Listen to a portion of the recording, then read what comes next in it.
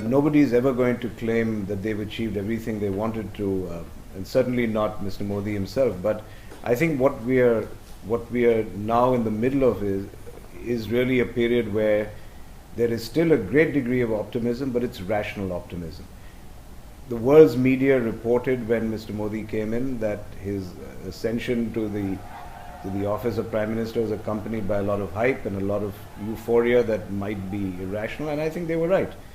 People are realizing now India is a very hard country to change or to transform. Mr. Modi hasn't lost his optimism or his energy. If you look at the list of things, if you were going to do a laundry list, there are a number of things that have been achieved, a lot left to be done.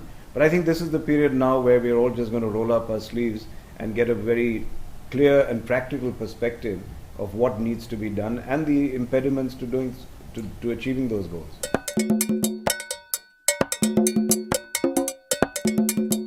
The goal is absolutely right.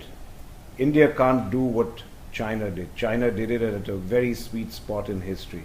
The nature of manufacturing has changed. It's much more intelligent. There's much more embedded information technology required. But perhaps that's why India is well suited to this trend. Coming back to, is it already happening? Well, Mr. Modi is right now the biggest salesman for India. He's all over the world trying to get people to buy into that vision. Has the investment started on the ground? Not yet, but I think there's a huge amount of interest.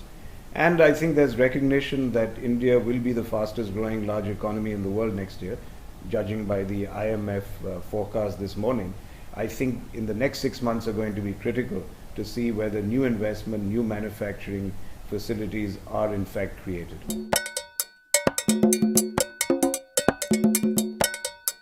I have a very strong belief that when people think of manufacturing, it's no longer a very simplistic framework that you can apply, a very binary one that I need to make something low cost, so I go to China.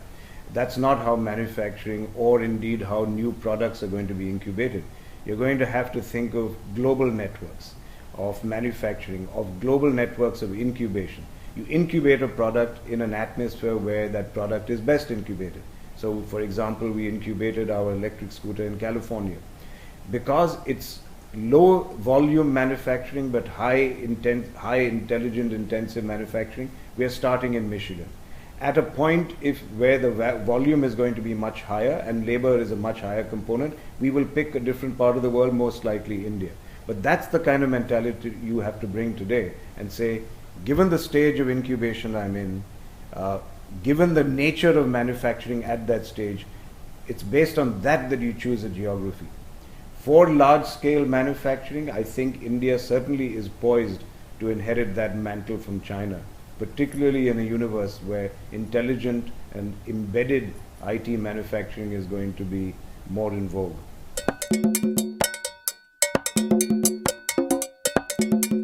I completely stand by that. Our performance has borne out the fact that the model seems to work, and I've been facing this question now for the last 2 decades, and I'm still around, still have my job, so something must be working. But the fact is, we are not a conglomerate. We are not one large entity with multiple divisions. We are a federation of companies. We are very different companies, all of which are focused already in certain areas. So to that extent, we meet Wall Street analyst requirements. The question is, are we more than the sum of our parts? That's my continuing daily job. That's what I come to work to try and prove, that there are synergies by creating such an ecosystem, which helps each individual company succeed and give it a greater probability of success than it would if it was simply alone. That's what a federation is about. Happily, I think Warren Buffett came to my aid recently where he talked about the virtues of this kind of organization.